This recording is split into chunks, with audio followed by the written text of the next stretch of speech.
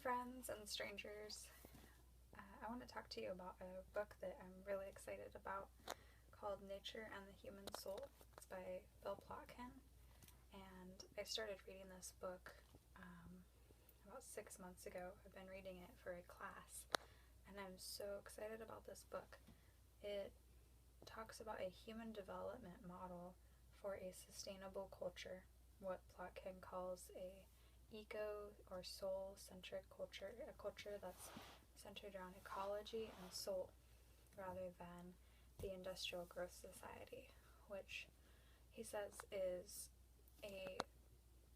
the industrial growth society is a culture stalled in adolescence, full of humans who are not maturing to our full capacity for mature adulthood and elderhood, which would bring balance back into our society. So I would love to go into great detail about this, but just to start, I want to show you this diagram of the different stages of what he calls the wheel of life.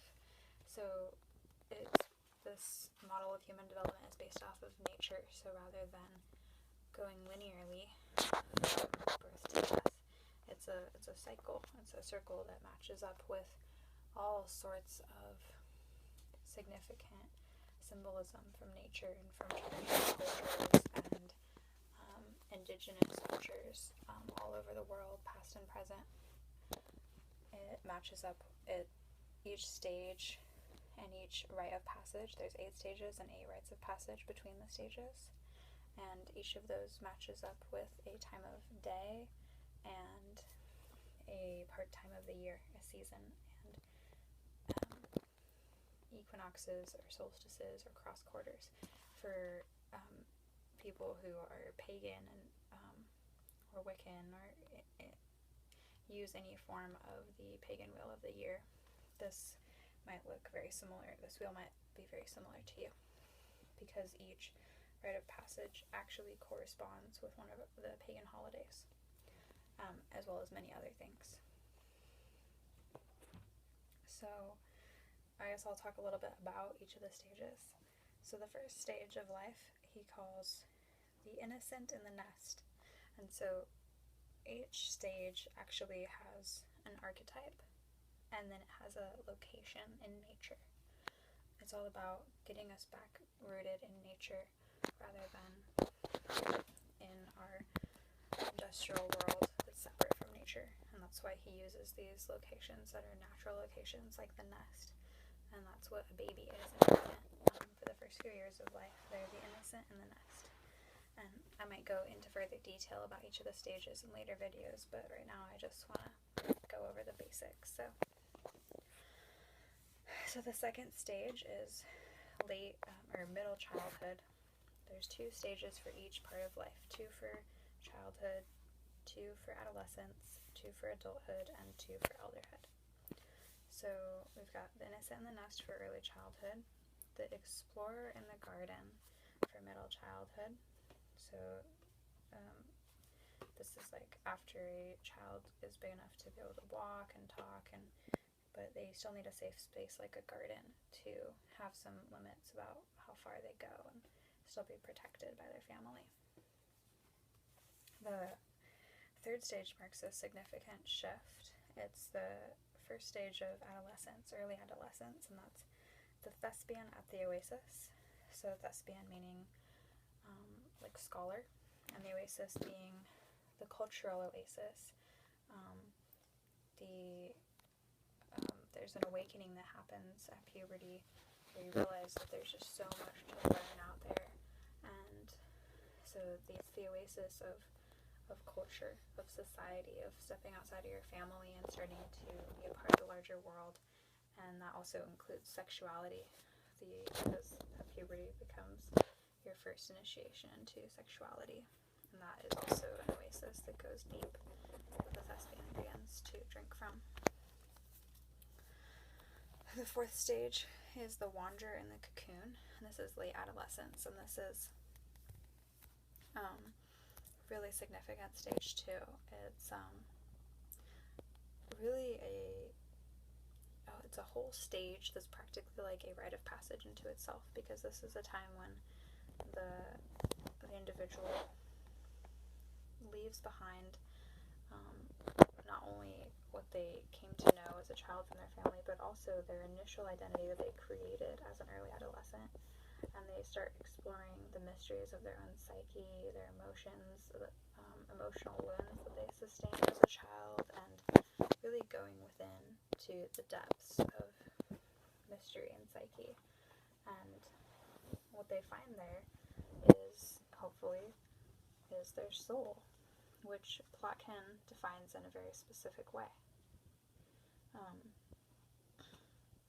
Plotkin defines soul, how I understand it, is as our place in the world, our niche, if you will, and all other animals and plants and beings, they embody their souls without trying. And the unique thing about humans is that we have to make a conscious choice to embody our souls. We can choose to live purely from ego, and I'm not demeaning ego by any means, and Plotkin doesn't either. Ego is a part of our existence, and it's what makes us human.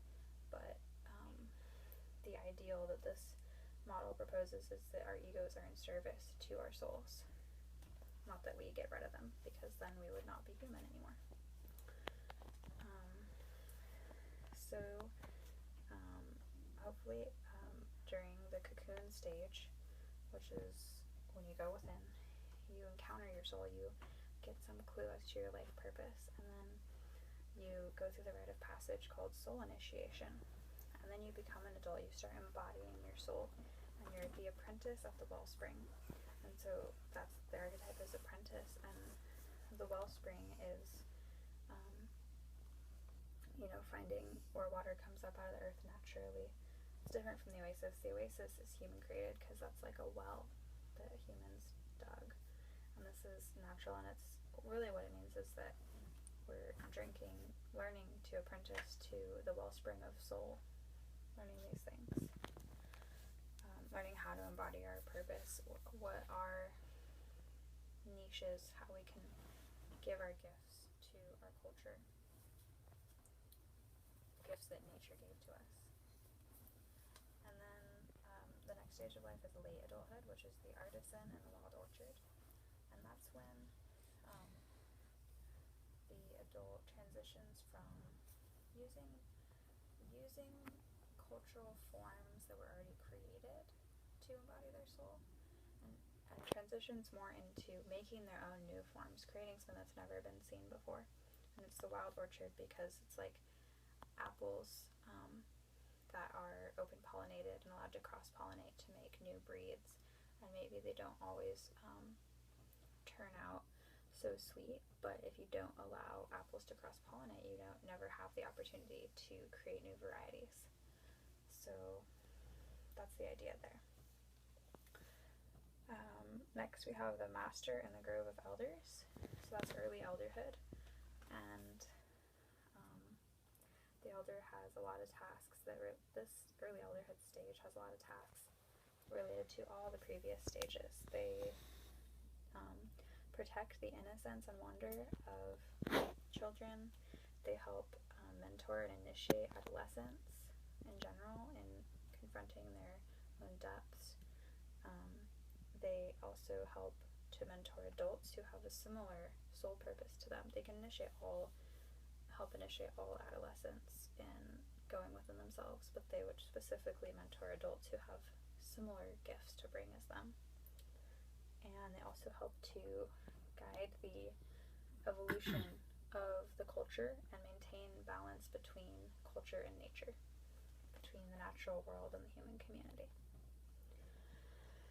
And then the last stage is late elderhood, and that's when the elder, it's not that they no longer have a purpose in community, but they're just in a state of being. It's like the nirvana or moksha that you hear about in some of the Eastern spiritual traditions.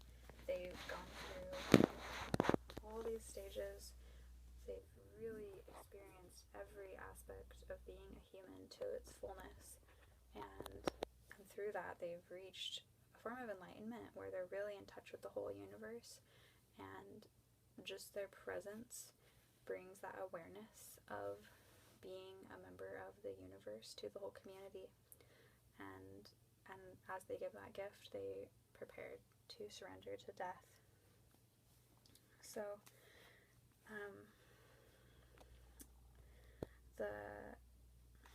there's a lot I could say about this, a lot more I could say about this model. I'm really excited about it. It really gives me hope and clarity about what to focus on in my life, because there's tasks for each stage, and if you want to learn more, I encourage you to check out Bill Plotkin's website at natureandthehumansoul.com, and also to check out the school that I attend, where I learned about this book through a class. There is the University of Earth. It's a small grassroots wisdom school started by a man named Rich Silver, and you can find out information about it at uofearth.org. And if you type in uofearth.com, it'll go to the same website, so don't worry about keeping track of that. And also, if you have any questions or suggestions for what the next video should be about, whether a specific stage or something else, feel free to leave it in the comments, and I will be making more videos soon. Have a blessed day, and I wish you luck in your own human development in alignment with the earth.